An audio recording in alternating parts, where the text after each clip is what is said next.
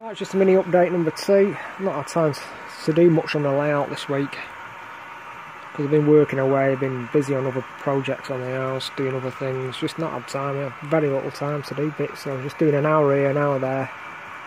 Not much has changed, but what I have done is I'm taking out 3 waypoints here and just having 3 lengths of track running the entire length up to the station, and then just having uncoupling ramps going right across, so, and then that's enough to enable 3 full length trains to go in and out of the main station onto the main lines and back in again without stopping.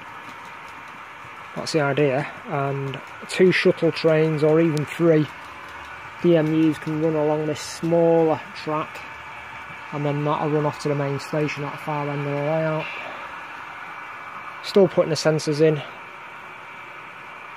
Just a little tip there, I'm using one of these to gather any old nails or tacks. It's a magnetizer, demagnetizer, the screwdrivers. They're a brilliant tool. And then you can just use it for grabbing tacks or nails off as you're putting the track down. You've got all your nails to hand, dead easy to get off. Brilliant idea. If you putting lots of track down, which I'm using a lot of screws for because I'm putting a flexible track down. Once I've got a straight, I think I've got it straight in the, from starting off at the other end of the platform, the start of it, I'll run along with a straight edge like this, a cutting ruler, which is just over 1 metre long, especially designed for cutting various materials. I use it for cutting balsa wood as well, it's ideal. It's a great tool. About £23–24 from Hobbycraft. It's got a handle on it so you can keep it in position. It's got magnets on it. If you're on a metal surface, you can store it on a metal surface, or you can store it using the hook. There's a little hook there. It's a brilliant thing.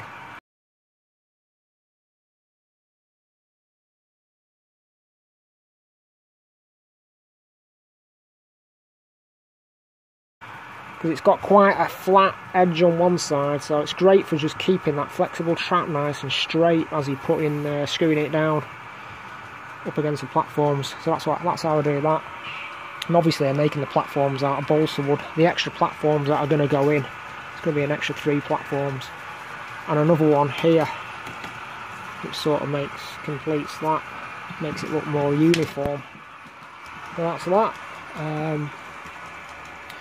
Adding extra connectors in underneath the layout on the wiring, which sometimes it looks very messy when you get something like that.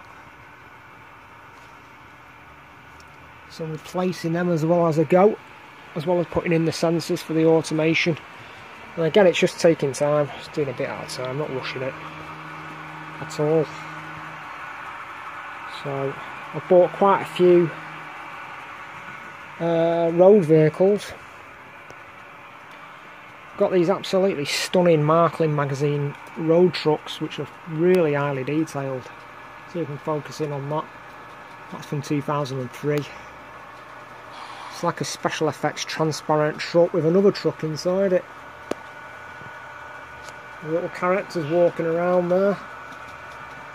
The way it's done is absolutely stunning, because when you look on the side, it looks like it's a proper road surface going off into the distance. It's really well done. You even get little drivers. So I got that one, especially imported these from Germany off a private seller. Done a deal with him. There's that one, which is a 2001. And again, that's a special effects transparent one with the smoke of that little train that's inside it. You get smoke effects on the roof, and again when you turn it around you get these fantastic pictures and scenery. It's just brilliant. I absolutely love stuff like this. And there's another one with a transcontinental T 11.1 train. I don't know if you can see that. That goes along the full length of the truck. That's 2002. Stunning. Love stuff like that. I've actually got a little bubble car as well. I've got a lot of smaller vehicles, you know, road cars. I've got a lot of specialist little And this is just brilliant. It's fantastic. I'm just going. A lot of people have been going on about cleaning track. Well, I've been using this for a few years. It's all right. Google. Dry slow though. You can't. If you've got traction size, you've got to watch it, because this it takes a few hours to go off. But I've swapped over to a different product now. What's in this bottle now is a different product. It's a automotive panel wipe that's in there now, which is a lot cheaper, and it doesn't melt plastics. You can clean plastic boxes up, whatever. It doesn't melt. Like I say, I've used Track Magic. I've used it for a year or so. Not had any problems with it, but I've not used it to clean track. I use it for cleaning contacts and stuff like that in very small quantities, amounts. I've never had any problems with it. But best way of applicating cleaning products on the track is using one of these, the CMX track cleaner. I've had that for years and years. One of the best things I've got. It's brilliant. But I converted this. I put from the American wheel sets. I've converted it using Fleischmann wheel sets, which have got a bigger flange on the wheel. Not sure, you might be able to put Hornby wheel sets in there. I'm not sure whether that's possible.